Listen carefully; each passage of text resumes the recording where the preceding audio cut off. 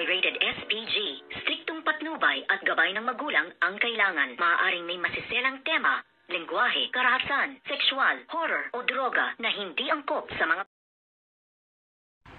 Good evening mga kachikas and welcome sa aking munting channel. Nagtagumpay nga itong ang si Suraya, nasirain niya itong si Ikit dito nga kay Sir William at sa mga tao nga dito sa resort na kung saan nga ay nagtatrabaho itong si Ikit bilang isang tour guide.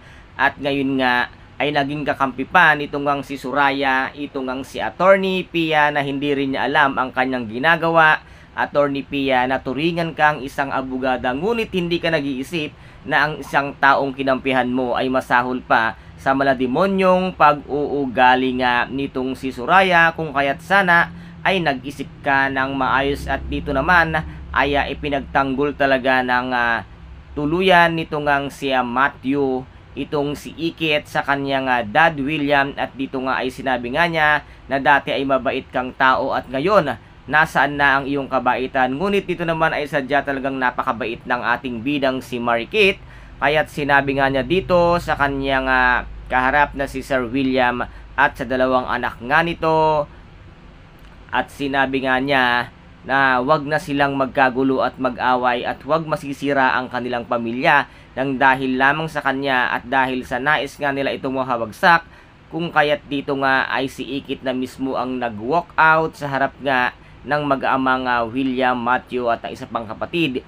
At dito naman ay nagse-celebrate nga itong si Suraya kasama nga itong si Attorney Pia na sila nga daw ay nagtagumpay na sa kanilang plano na pabagsakin ang isang Ikit na pinagtulong-tulungan nila ang nag-iisang si Marikit. Ngunit hindi sila magtago-tagumpay dahil nga once na makatakas nga itong si Mayumi ay si Mayumi mismo ang magbubuking at magbubunyag sa lahat ng kasamaan nitong ang si Suraya na bagong-bago pa lamang ang kakampi. Itong ang si Attorney Pia ay baka madamay pa ito sa galit nitong ang si Mayumi once na ito nga ay makalaya na sa kamay nitong ang si Suraya. Ito po ang ating pakaaabangan sa mga susunod na episode dito nga sa Binibining Marikit. Kung nagustuhan po ninyo ang aking videos for today, paki-subscribe na lamang po ninyo ang aking channel, paki-like and share para maging update kayo sa lahat ng gagawin kong videos. Maraming salamat po. Ingat, God bless and